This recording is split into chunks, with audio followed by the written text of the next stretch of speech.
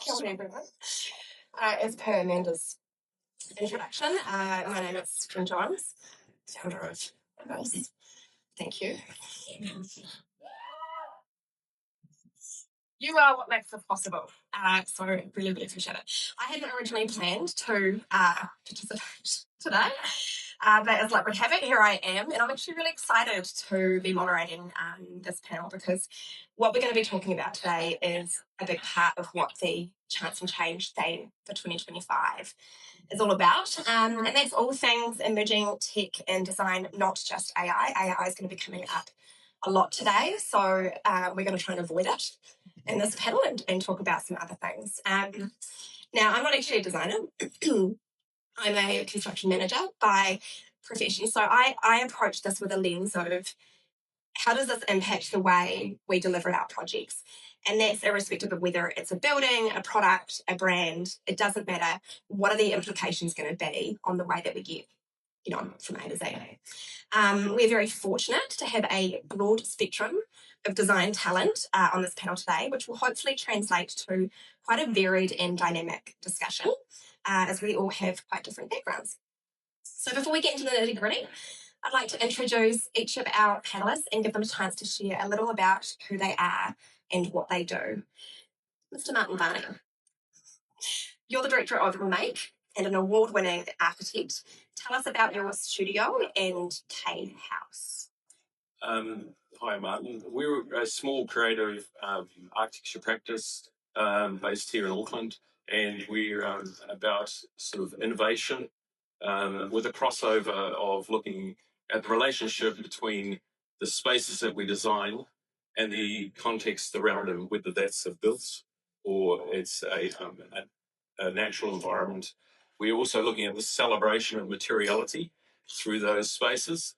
And particularly, we're driving towards health and well-being in those spaces and that connection with that materiality. And centered around that is, we're driving towards that is innovation, particularly in prefabrication. Now, talking about the K House, which you'll sort of see some images up there. Interesting project that came to us a number of years ago with some amazing clients. They came to us and they said, we'd love to live in a smaller home and we'd love to live in a trapper's hut. And so we had this amazing brief. And so I have a background of having experienced the trapper's huts. So that set the tone for driving the design. And then they said, we also want to prefabricate the house. Prior to this house, we hadn't had much experience in prefabrication ourselves. Fortunately, the company, they said that they wanted to prefabricate with, we had visited in Christchurch about a couple of years beforehand. And so we'd already gone around and saw how they put these places together for themselves. And the difference here with prefabrication in this setting here is it's not a modular home that gets transported on the back of the truck. It's a flat pack, which is put together on site, and it comes in a series of SIPS panels, which is structurally insulated panel systems, and they come in a variety of forms. So that was the house. We created this design, and we presented it back to the clients. It was a surprising journey for us, and it was a real great journey of satisfaction because we learned a lot through the journey. And from that journey, obviously the resulting build there, we managed to hold to these principles of interaction with the clients and having this interface with the landscape beyond from the building itself. And then we were able to, beyond that, build from that. The house and the design actually seed the future designs for us around the country, which we've gone on to produce. We actually have a house being built now down in Hawke's Bay that's built off this actual design itself. Not the same design, but somebody's come to us and they said, we'd like to take that and can you create something new for us? And in and around that is this whole prefabrication. Thanks, Martin. Looking forward to talking a little bit more about the prefabrication further along in the conversation. Matt Watkins, founder and design lead for Special Studio. We have some of your furniture and a 3D printer in the foyer, so I really encourage everybody to go and have a look. Tell me, what is special about Special Studio? Yeah, so Special Studio was created to answer the question, what's the most efficient way to make things? So for us, it's about circularity. We quickly realized that we needed to not only design and develop products that can be recycled or are made from recycled materials. But we also had to design the manufacturing process, or at least implement it in a way that worked for us. So we looked at the entire supply chain. So not only designing, making, but also selling and then distributing products. And then also what happens to the product at the end of life. So all of our products are designed to be recycled. They are designed to be disassembled, and all of the materials we use are recyclable. And we can recycle all of those products in-house. And we've done that through the implementation of sort of more advanced manufacturing techniques like 3D printing. So fully circular. Yeah, fully circular, yeah. Fantastic. Roy King, famous for two things: viral dance videos, and no, we're not doing. And you're also the co-founder and CEO of Critical. You have literally invented a new material, which I love. So talk to us about Cleanstone and your co-founder.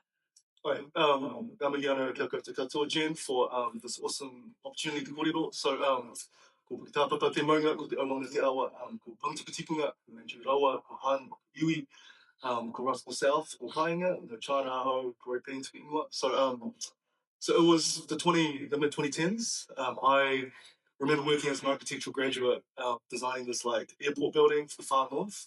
And I remember feeling like so frustrated that I could either choose a product.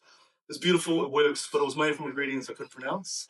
Later discovered it has silica in it. I could choose that, and then it goes to landfill, or I could choose a sustainable product. And I just remember there wasn't many sustainable products and materials that were both sustainable and beautiful, and the ones that were available was fucking ugly, yeah. Like, didn't quite work. So as sort of, naive 20-something-year-olds, we thought, what would it look like for us to create the technology to enable other designers to have beautiful materials that last forever. And we were pretty shocked to learn very quickly that, it was the myth, a building might last forever, but an interior fit out lasts between 5 to 7 years.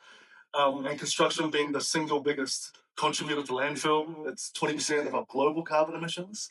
And so Critical, or Cleanstone, what the product here is basically a sheet made out of 100% recycled plastics. This was actually carved by the renowned Matua Jacob Scott from Te Arahihiko and Scott Architects. And we just want to basically give interiors better options of beautiful materials, low carbon. And I guess we're not the heroes ourselves, but you guys are designers, you are the heroes. We just give you the tools to help you win awards by doing the right thing. Kia ora. Thanks, Roy. And Roy's got a stand out on the floor as well that kind of shows that whole deconstructed process of making Cleanstone. And finally, Will Harbage, Associate Creative Director with JPA Design. You've worked with the company both here and abroad on some pretty exceptional projects. What's a standout for you? So JPA Design, just a bit of background. We're a global multidisciplinary studio.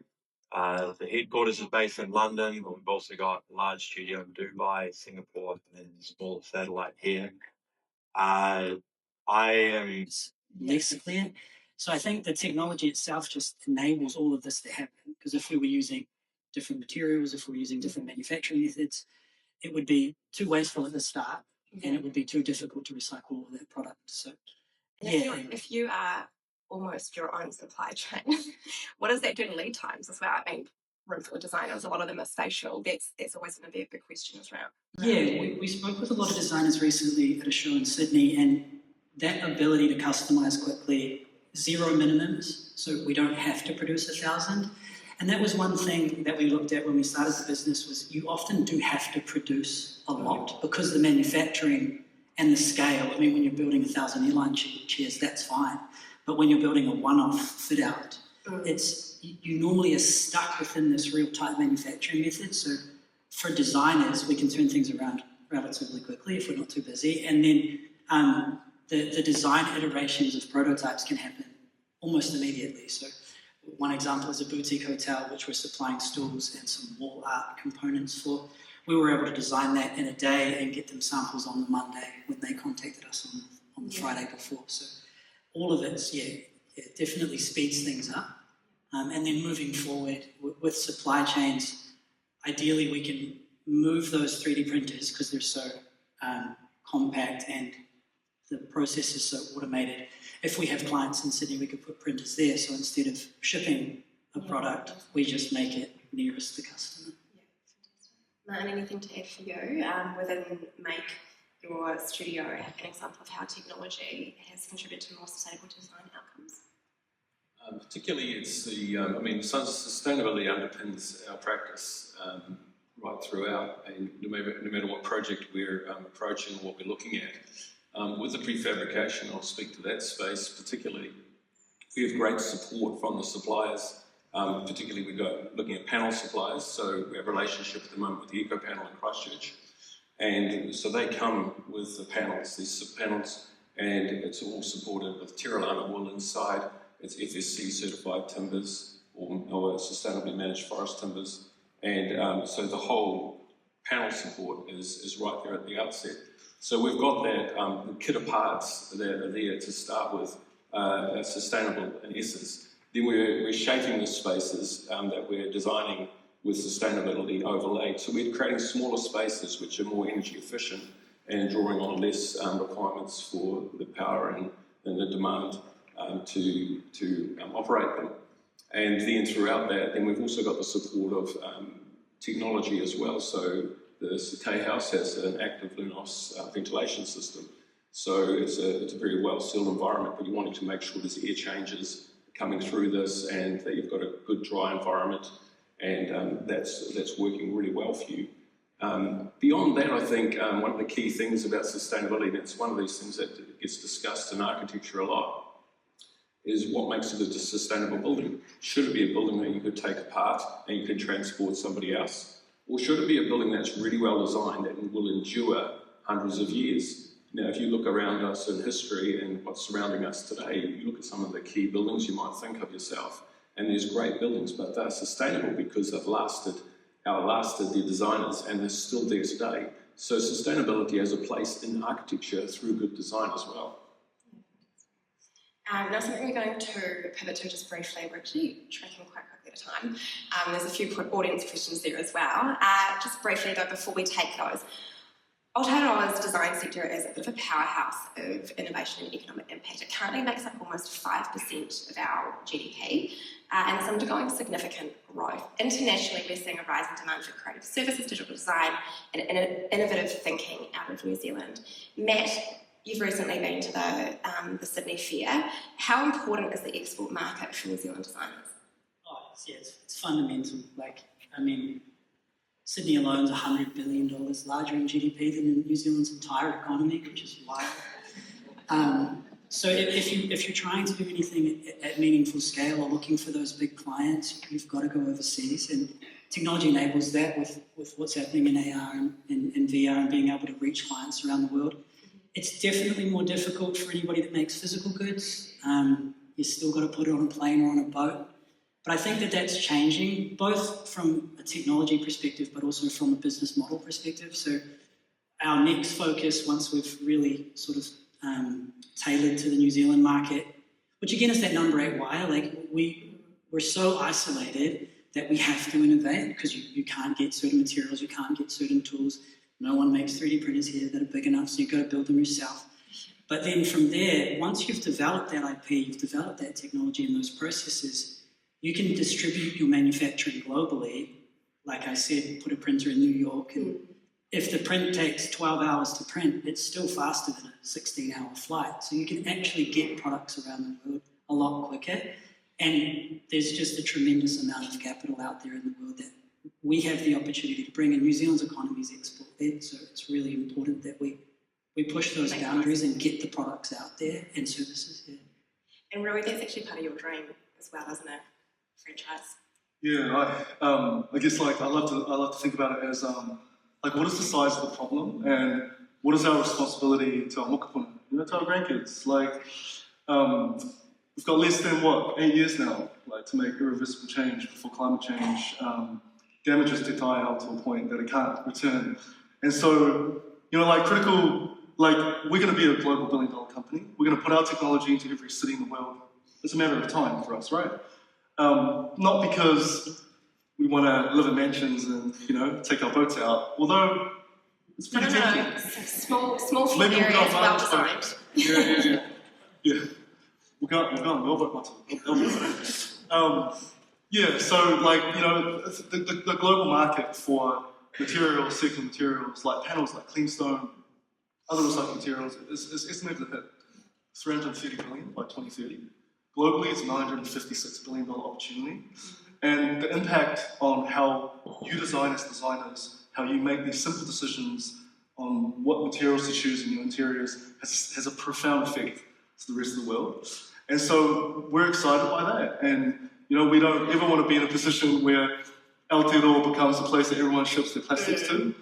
But instead, we want to actually deploy our tech into a size of 2 40-foot shipping containers and ship that technology around the world and run it as a joint venture exercise. Ideally, with Indigenous communities, they'll have the first right of refusal.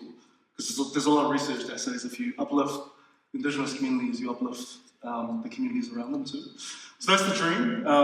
You're just going to do dancing videos like around the world. We'll TikTok our way there, yeah. We've got Beyonce workshops happening out there this afternoon, so you can just come. And well, obviously you've spent a number of years working for JPA, both abroad and New Zealand. In your experience, is there something distinctive about the way that Kiwis approach design, our culture perspective or way of working that gives us a competitive edge globally? And if so, why did you come back to New Zealand? I came back for family. Same answer. Yeah, had a 2-year-old at that point, London during COVID, not recommended. And so yeah, she's now got a really meaningful relationship with her grandparents. It's awesome, and New Zealand's a fantastic place to live. So when I actually joined JPA, inside that first year, there was actually a point where I think our team was maybe 20 in the studio, or maybe 18, and 4 of us were New Zealanders. So in London, it's this little cohort. None of us knew each other beforehand. It was just that there was this attractiveness in like the really top-tier studios for New Zealand designers. And a big part of that is our holistic way that we approach challenges. So I think sort of like, you know, like being at the end of the world and just having to figure out our own way permeates through all of our psyche as designers. And it is really our most valuable international asset. Like, I don't want to promote a brain drain, but that's what you need to put. Like, and so, I mean, we've all heard the start of the quote, which is jack of all trades, but a master of none. But oftentimes, it's better than a master of one. And that's the total one, and that's the point. There is benefit in having specialists within design. I mean, they bring up special technologies and special ways of thinking. But New Zealanders really excel when you can embrace that broader capability and just getting on the tools and getting in there and being an enabler rather than a hurdle within your design team. And this is an extension of that, Martin, if you could remove one major barrier, technical, financial or cultural, to the adoption of emerging technologies in design, particularly for supporting export markets, and I know you guys do a lot of work overseas as well, what would that be and why?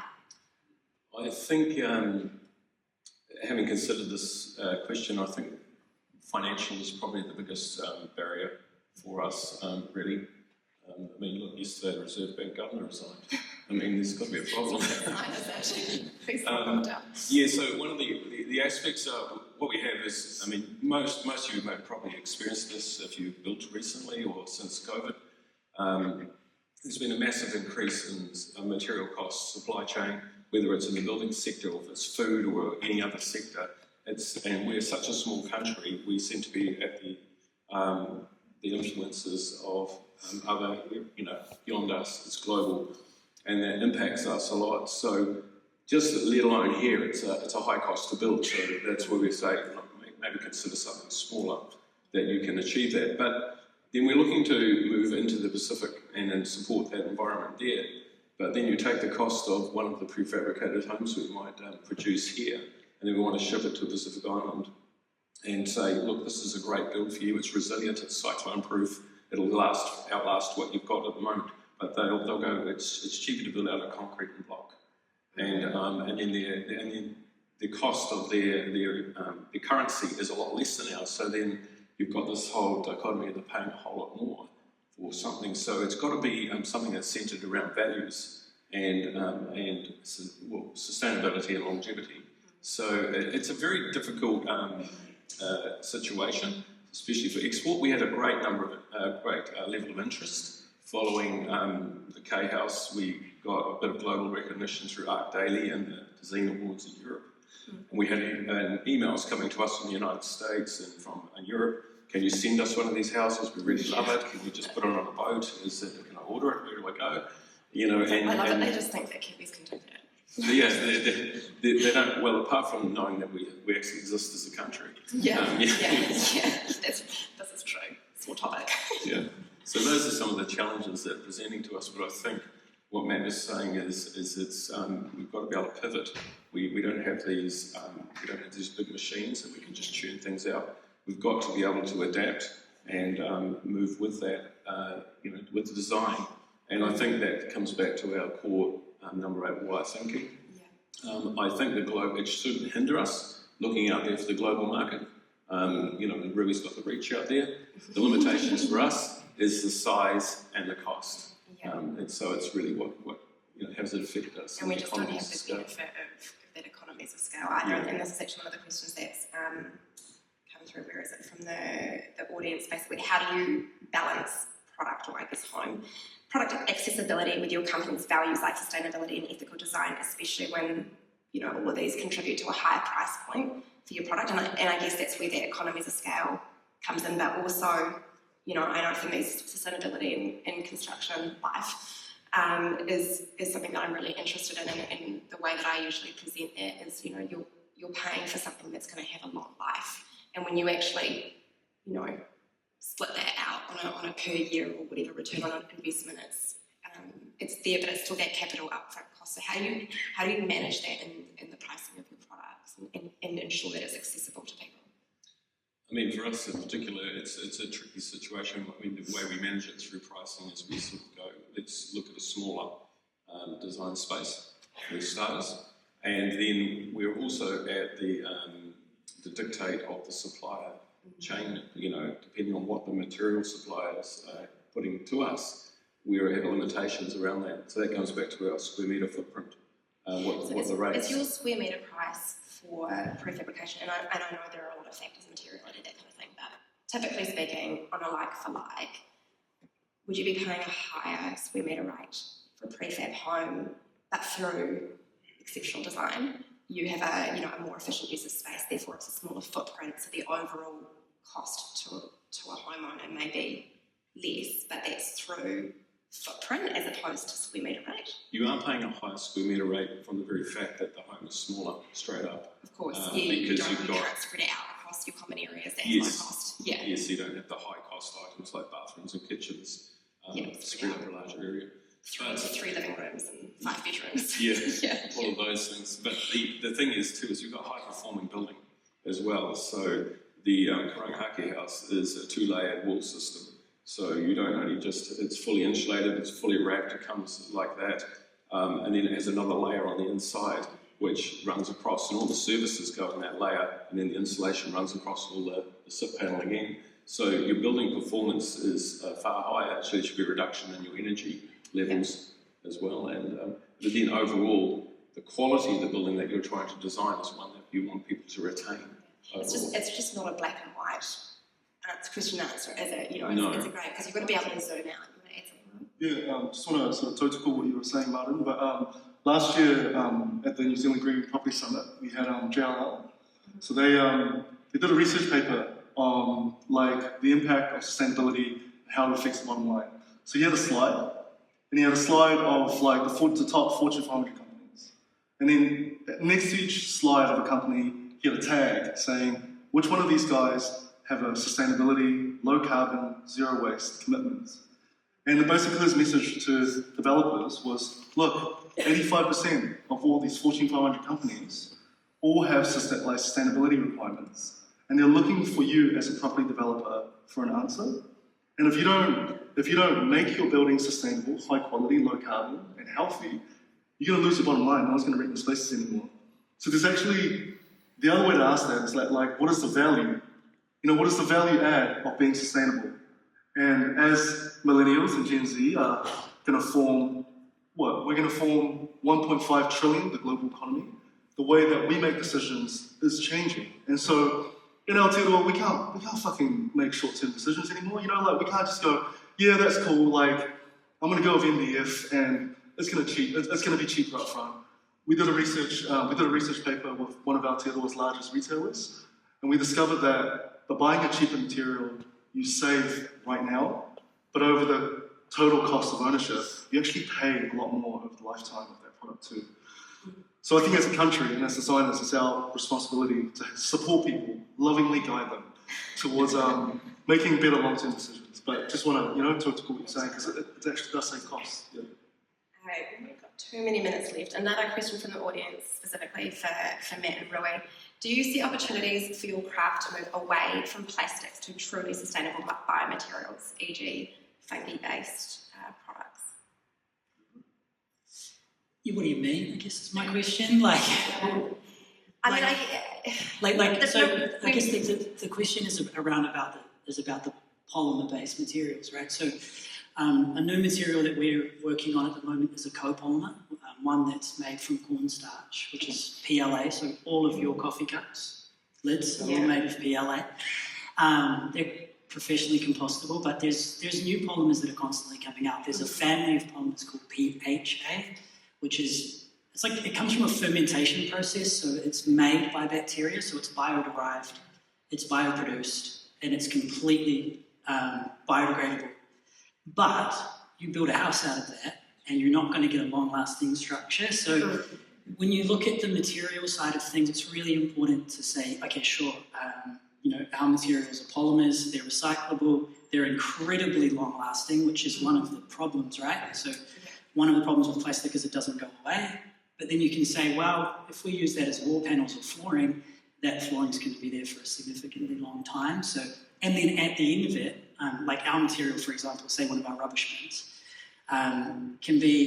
we've run it through 14 melt cycles, so that's 6 or 7 production runs. So if that bin sits in your bathroom for 50 years, times 5, you've got a 250-year-old rubbish bin that will probably look like it's new, and then you're like, well, that offsets all of those, other materials. I don't want to pick on MDF, but that's not going to last very long in a wet environment, etc. So it's a little bit more nuanced than that. It's not like the materials are demonized, but like plastic doesn't throw itself in the ocean.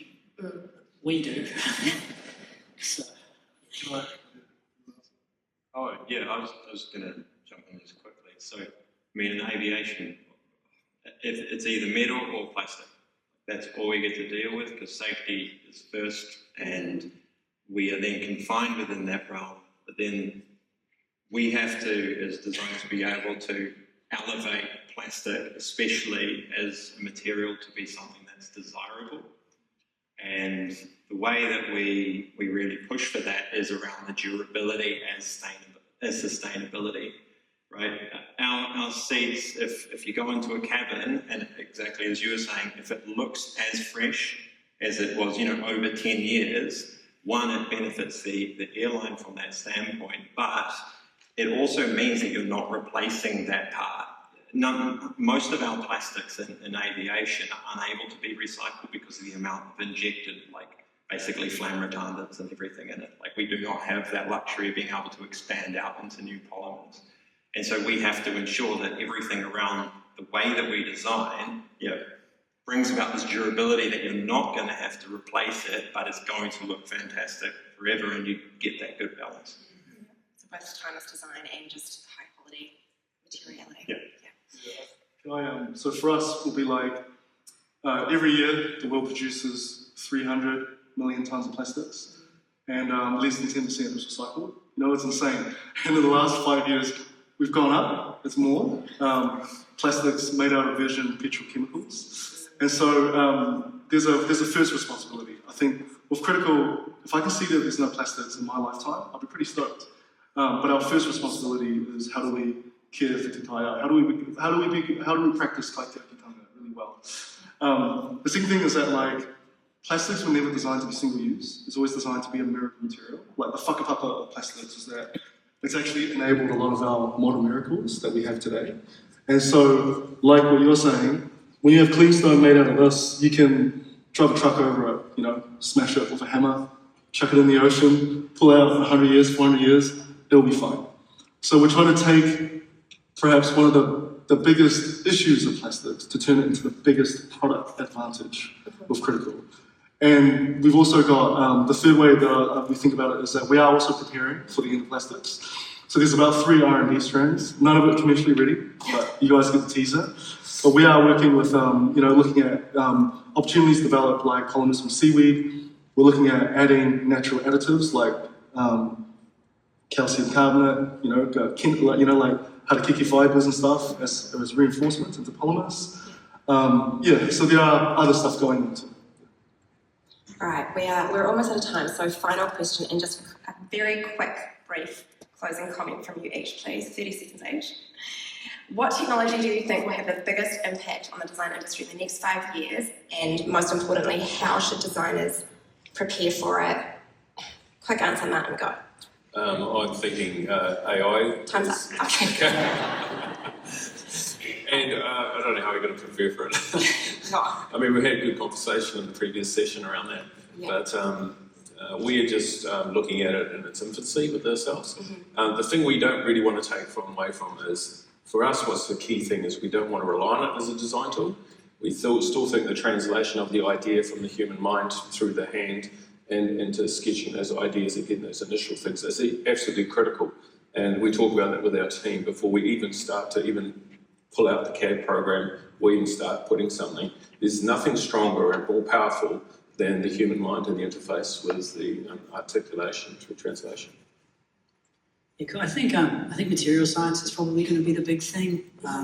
It'll be driven all by AI. You know, when we all have a PhD level specialist in every subject in our pocket, I think we'll all be better off. But it'll be when that technology combines with other technologies. So if you combine artificial intelligence with robotics, you now have factories that don't make mistakes, don't go to sleep, everything's more efficient.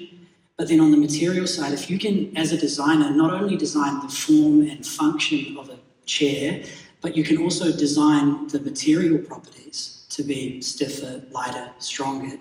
You've got this kind of holistic view of what a product could be, and you've just got a huge amount of power. So I think there's a lot of new materials that will be developed in the next 10 years that'll be a big one. And if you want to get on board, just start making stuff and try and find those companies that are working with those advanced materials.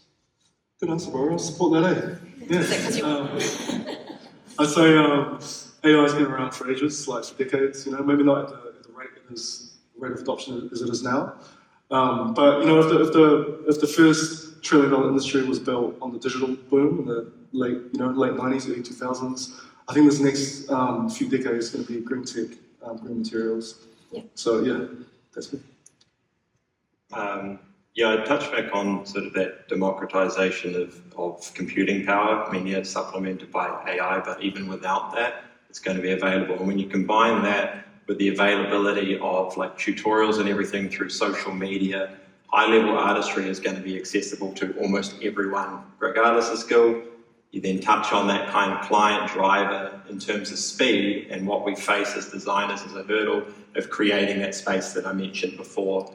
And the big thing there is that if we succumb to the speed, we are going to begin to follow more formulas as designers, and therefore we're kind of just replicating ourselves as AI, and we really don't want to hamstring the true value of what we can impart. So I think what I'd like everyone to do is to kind of take away, you know, all that time that we're now gaining back that we used to spend it on construction, you know, put it into creation instead, like protect it, but put it into creation, but put it into value add. And I think that way we can make all those tools remain tools.